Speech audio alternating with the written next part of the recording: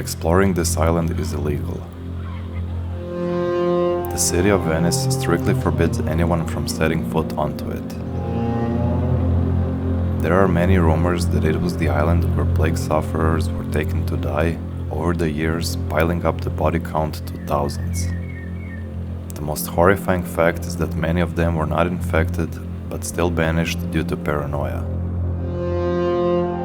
This island is said to be one of the most haunted locations on Earth.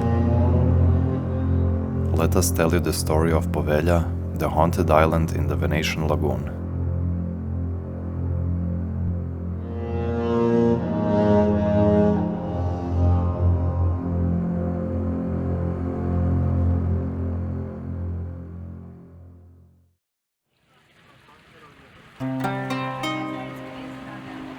Venice today is made up of a dense agglomeration of sandy islands which have been settled on and interlinked throughout history.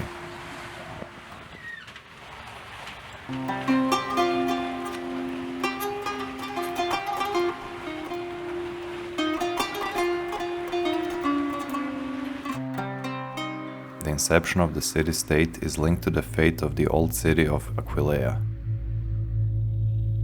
It was an ancient Roman city in Italy at the crown of the Adriatic. Today, the city is small with about 3,500 inhabitants, but in antiquity it was prominent as one of the world's largest cities with a population of 100,000 in the 2nd century AD. It is also one of the main archaeological sites in northern Italy today.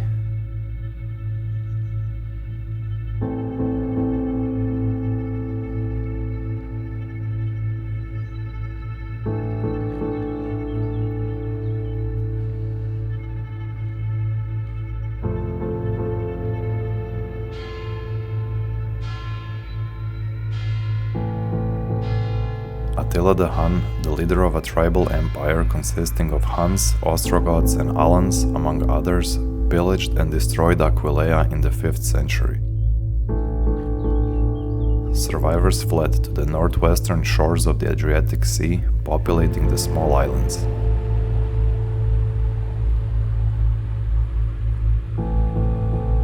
The land here was mostly made up of mud and marshes, offering scarce natural resources for development. However, it provided good protection and defense from potential enemies, which was a priority for survivors dealing with the trauma of experiencing Attila's brutality.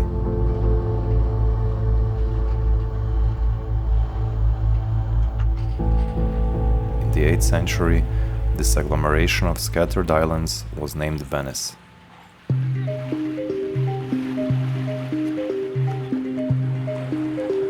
As the city grew, the small islands were connected by bridges and canals. The large S-shaped Canal Grande runs through the whole city and serves as a backbone of transportation. The hub of Venetian trade and commerce was developed by the Rialto Bridge. The Doge's Palace and St. Mark's Basilica are located at the mouth of the canal.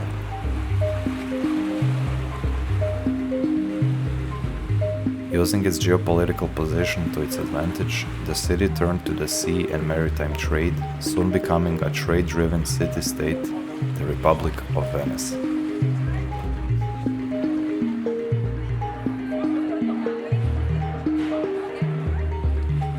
As it was a city organized around maritime commerce, it took an extremely hard hit because of all the ships, people and cargo coming and going from all over the world to its ports.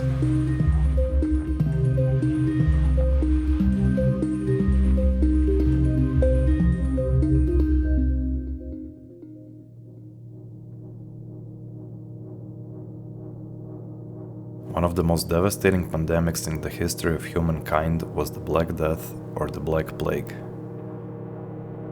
The most commonly noted symptom was the appearance of buboes in the groin, neck and armpits, which oozed pus and bled when opened.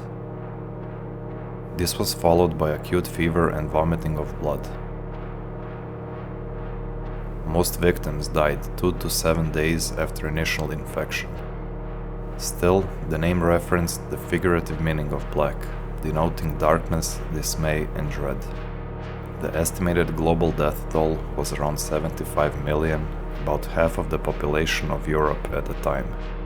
And though humankind evaded extinction, once you stop thinking in terms of impersonal numbers and take a moment to really look beyond the statistic, the horror of having to watch family members, friends, and loved ones die, as families and entire communities get completely wiped out, is almost too cruel to imagine.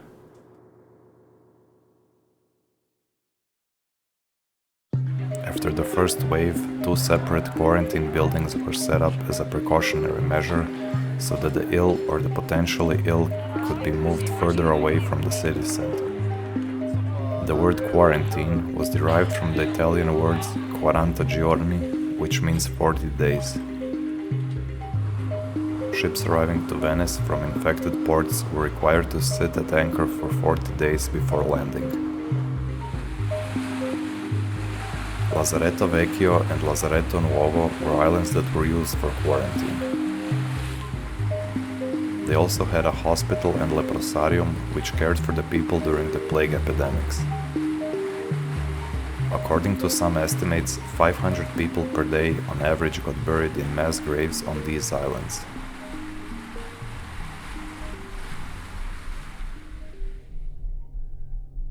Poveglia was the first island you would pass while trying to dock in Venice.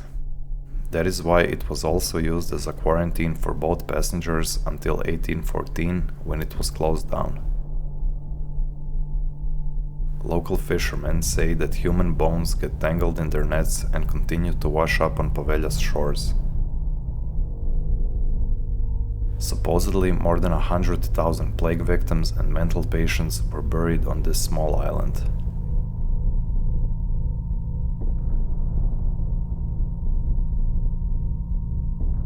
The first step on the island was exciting and terrifying at the same time.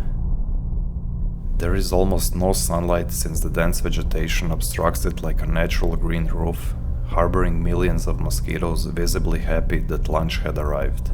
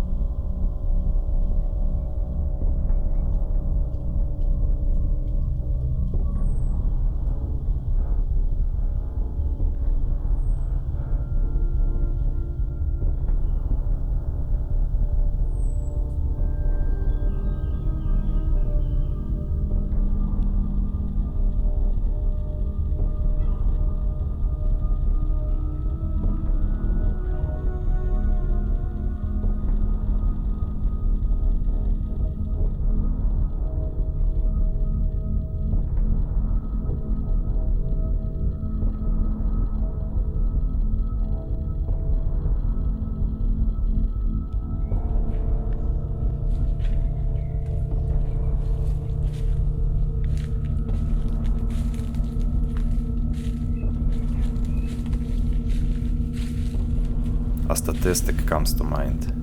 50% of the island soil is dirt, the other half human ashes.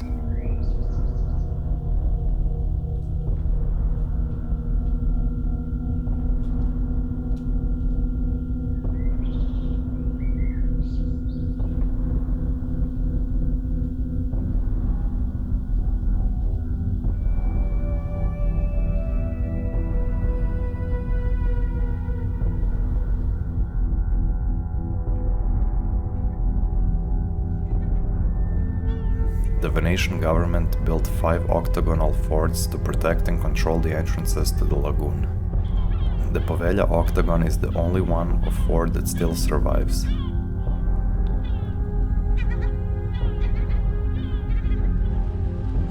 It's on a 3rd separate island next to the island with the buildings, but unconnected to it. The fort itself today consists of an earthen rampart faced on the outside with brick. Right next to the octagon is the housing and administration building.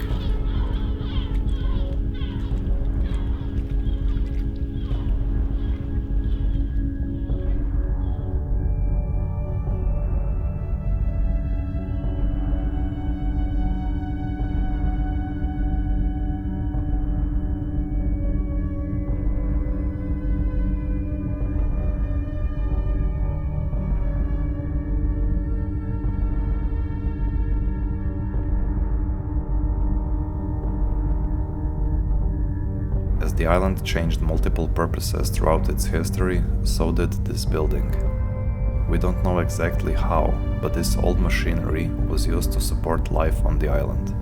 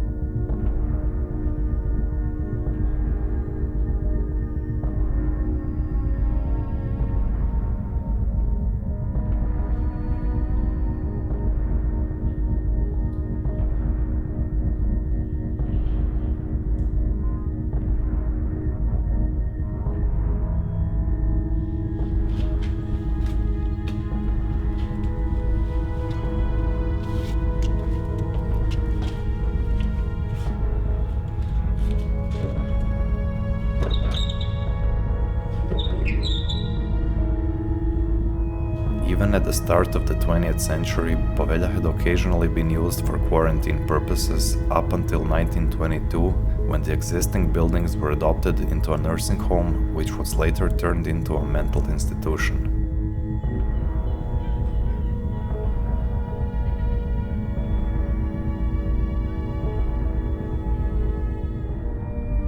A sign for Reparto Psichiatria, or psychiatric department, is still visible among the derelict buildings and seems to confirm the existence of an asylum on Poveglia.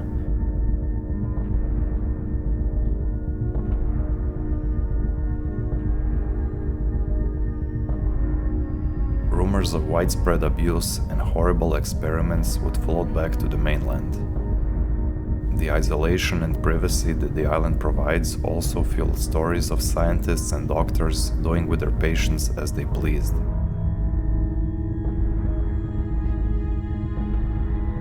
A local legend says that one doctor at a hospital tortured and killed many of his patients, butchering them horribly, only to later die by falling from or possibly being thrown off of its bell tower.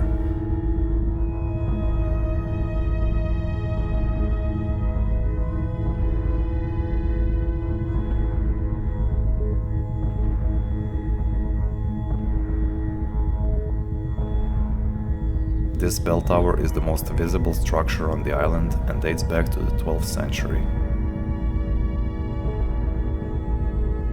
It belonged to the Church of San Vitale, which was demolished in 1806.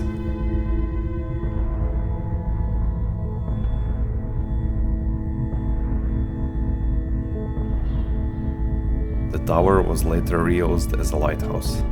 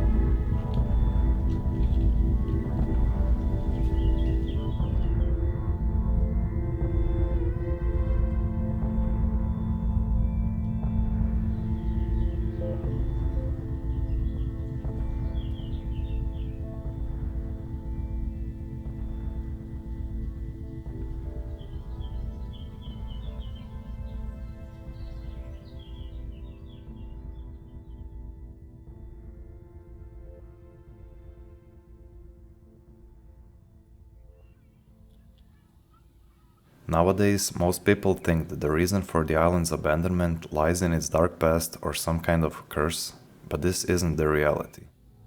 The 17 acres that the island occupies are part of Italy's heritage, which the country has been trying to sell to recover from national debt. The whole idea was scrapped because the bids were inadequate and too few in numbers. The highest offer to buy Poveglia, made in 2014, was only 513,000 euros for a 50-year concession. The question that arises is whether is it better to wait for a more concrete offer, a project that would preserve the island's historical heritage, or sell it to private investors.